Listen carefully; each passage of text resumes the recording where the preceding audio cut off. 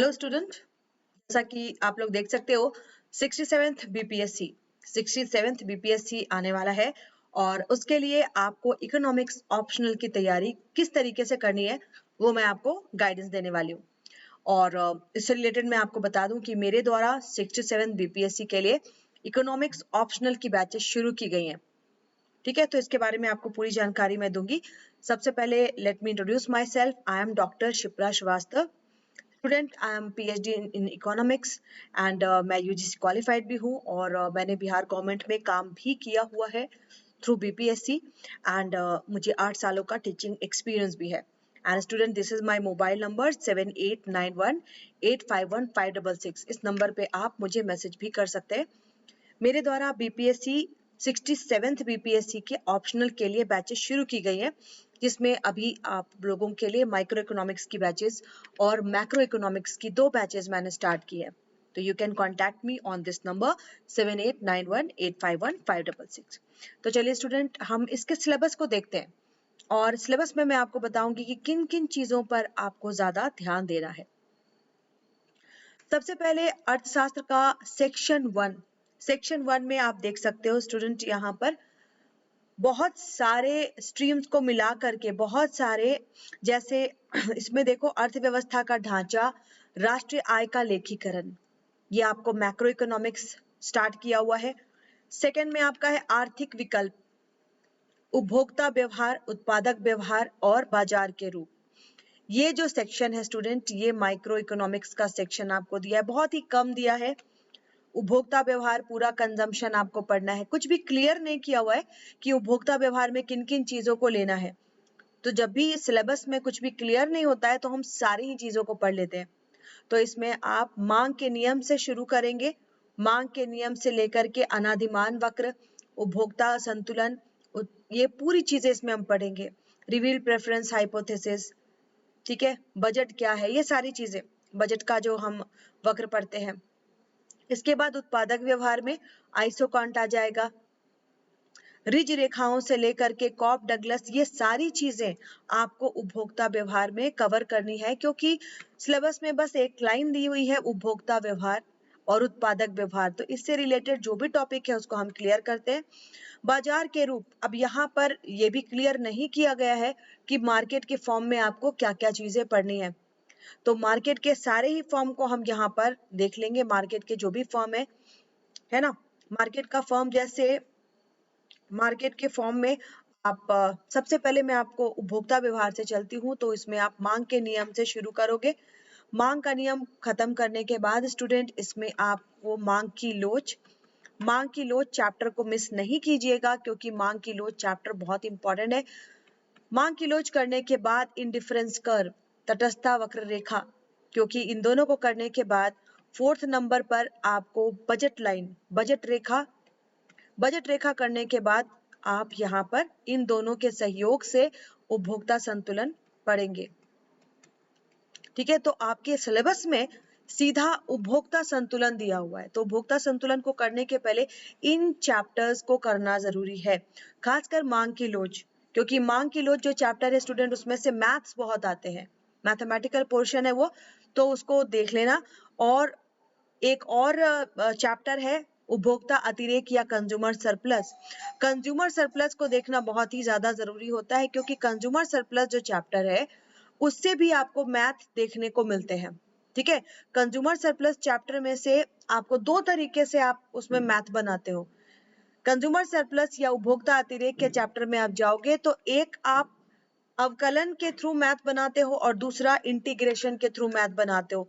तो उपभोक्ता अतिरेक जो चैप्टर है, इस चैप्टर को करने के लिए आपको डिफरेंशिएशन पूरा पता होना चाहिए। डिफरेंशिएशन और इंटीग्रेशन, ये क्या है स्टूडेंट? डिफरेंशिएशन और इंटीग्रेशन ये कैलकुलस है। कैलकुलस आपके सिलेबस में नहीं दिया हुआ है, लेकिन माइक्रो इकोनॉमिक्स अगर आप पढ़ते हो तो उसमें आपको डिफरेंशिएशन और इंटीग्रेशन, इन दोनों का नॉलेज जरूरी है। तो इन दोनों को लेकर के चलिएगा, नहीं तो फिर मैथ छूट जाते हैं, राइट। तो ये इंपॉर्टेंट चैप्टर है आपका उपभोक्ता व्यवहार का। उपभोक्ता व्यवहार के बाद दूसरा आपको क्या दिया है, उत्पादक का संतुलन। तो उत्पादक के संतुलन में आपको बेसिकली सबसे पहले उत्पादन फलन पढ़ना है। उत्पादन फलन पढ़ने के बाद आइसोकॉन्ट, समोत्पाद वक्र, आइसोकॉन्ट आप कर लेते हो। उसके बाद सम लागत रेखा, सम लागत रेखा क्या है, जिस तरीके से बजट रेखा उपभोक्ता में है उसी तरीके से सम लागत रेखा हो जाता है उत्पादक के लिए। इन दोनों को करने के बाद आप उत्पादक का संतुलन निकाल सकते हैं। उत्पादक संतुलन निकालने के बाद एक और चैप्टर इसमें बहुत important student, that is Cobb Douglas production function. Cobb Douglas production function से मैथ आते हैं। कॉप डगलस प्रोडक्शन फंक्शन जो है वो सांख्यिकीय तरीका है उत्पादन फलन को निकालने का। तो ये चैप्टर भी हमारे लिए इंपॉर्टेंट है। और साथ ही return to scale, return to scale इतना अगर आप कर लेते हैं तो उत्पादन से जो भी सवाल आएंगे वो सारे सवाल कवर हो जाते हैं, है ना। आइसोकॉन्ट, समलागत रेखा, कॉप डगलस और रिटर्न टू स्केल। क्योंकि बीपीएससी के सिलेबस में कुछ भी क्लियर नहीं किया हुआ है, बस एक लाइन लिखी हुई है उत्पादक संतुलन और उपभोक्ता संतुलन, तो हम इसको पूरे डिटेल में लेकर के चलेंगे। थर्ड नंबर पर दिया हुआ है मार्केट, लेकिन मार्केट का टाइप नहीं दिया हुआ है कि हमें मार्केट में पढ़ना क्या है। तो जब सिलेबस में कुछ भी क्लियर नहीं होता है तो हम इसको सारे ही मार्केट को इसमें लेकर के चलेंगे। सबसे पहले परफेक्ट कंपटीशन, पूर्ण प्रतियोगिता का बाजार। पूर्ण प्रतियोगिता के बाजार के बाद जो मेन मार्केट्स हैं उसको जरूर क्लियर कीजिए। उसके बाद सेकेंड मार्केट आ जाता है हमारा मोनोपोली का।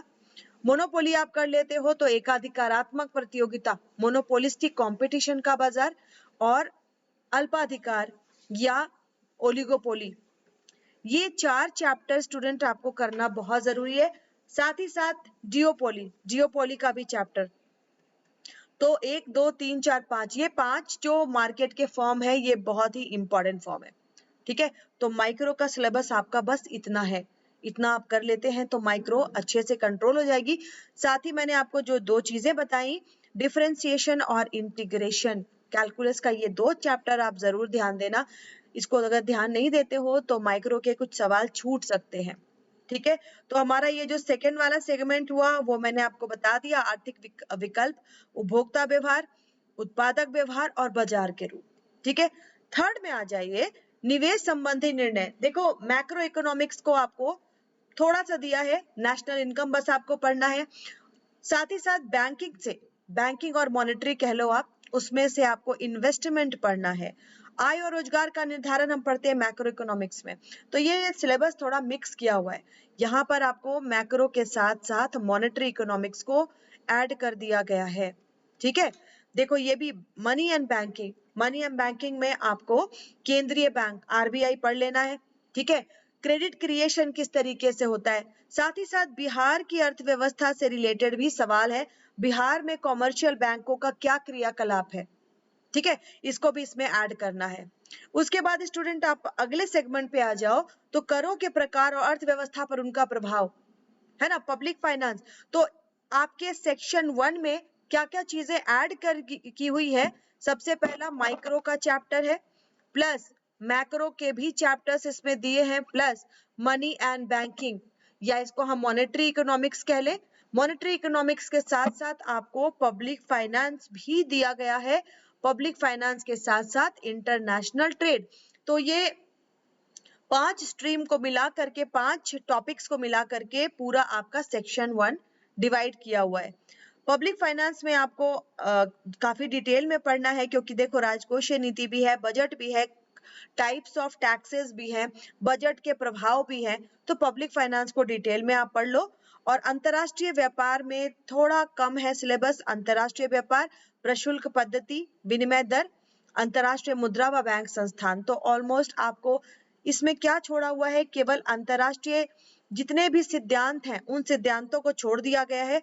अंतरराष्ट्रीय प्रशुल्क नीति, balance of payment, foreign exchange rate and international organisation.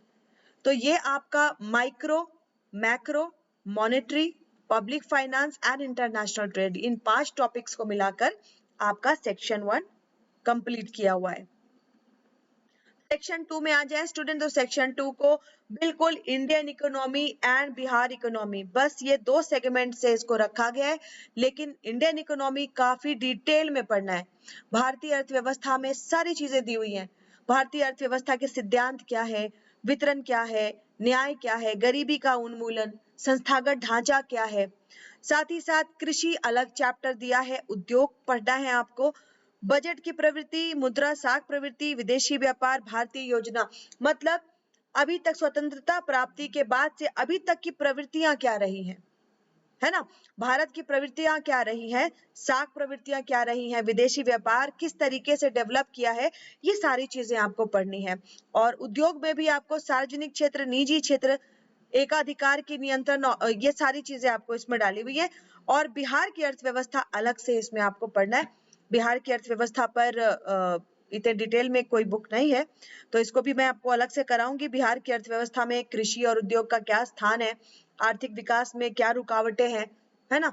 जैसे देखो बिहार जो है भाई, मैं तो कहूंगी एग्रेरियन इकोनॉमी है, कृषि आधारित अर्थव्यवस्था है, क्योंकि आप जब गंगा नदी पार करते हो, पश्चिम चंपारण, पूर्वी चंपारण, ये जो क्षेत्र है काफी ज्यादा कृषि पर आधारित है, लेकिन बाढ़ की समस्या से हमेशा जूझते रहते हैं, है ना। तो बिहार की अर्थव्यवस्था की अगर मैं बात करूं तो कृषि काफी डेवलप किया जा सकता है अगर हम फ्लड कंट्रोल करें, है ना। तो इसको हम काफी डिटेल में ले जा करके, और बिहार की अर्थव्यवस्था को हम पढ़ते हैं तो भारत की अर्थव्यवस्था से कंपेयर करके पढ़ते हैं। इसी तरीके से बिहार में उद्योग, तो बिहार में भाई चीनी मिल तो बहुत दिन पहले ही बंद कर दी गई थी। उद्योग पर एक तरह से देखा जाए तो गन्ना, शुगर केन का प्रोडक्शन होता है चंपारण वाले इलाके में, जिधर से गन्ना क्या है, कच्चा माल है चीनी मिल के लिए, है ना। तो कोई छोटे छोटे ऐसे उद्योग हैं जो कृषि पर आधारित है, तो इसको भी हम देखेंगे। गरीबी, बेरोजगारी, ठीक है, ये सारे टॉपिक्स जो हैं बिहार इकोनॉमी के। बिहार इकोनॉमी से आपको थोड़ा सा पढ़ना है, अवसंरचना पढ़ लीजिए, बेरोजगारी पढ़ लीजिए, साथ ही साथ पॉवर्टी के आंकड़े पढ़ लीजिए, कृषि और उद्योग का क्या लेवल है, क्या स्थान है, और बिहार इकोनॉमी के आर्थिक विकास के मार्ग में क्या रुकावटें हैं। तो सिलेबस बहुत ही बढ़िया है, खासकर सेक्शन 2 का जो सिलेबस है वो काफी बड़ा है, और उसमें आपको करंट अपडेटेड आंकड़े डाल करके पढ़ने हैं। बिहार इकोनॉमी को इंडियन इकोनॉमी के साथ लेकर के चलना है, ठीक है स्टूडेंट। तो ये आपका सेक्शन 1 और सेक्शन 2 है, और 67th बीपीएससी जो है अब ज्यादा दूर नहीं है, 90 डेज बचे हैं। तो 90 डेज के बाद आपको अपना ऑप्शनल भी तैयार करना है, तो अपने ऑप्शनल को मजबूत करके रखिए। इसका मैं सेकंड पार्ट आपको लेकर के आऊंगी कि बिहार बीपीएससी के लिए करंट अफेयर की तैयारी कैसे करें, तो उसके लिए थोड़ा वेट कीजिए स्टूडेंट। पेपर 1 के लिए भी मैं आपको बताऊंगी, जो जीएस का पेपर होता है उसकी तैयारी कैसे करें, उसके लिए मेरा अगला वीडियो भी आपको जरूर मिलेगा। Thank you.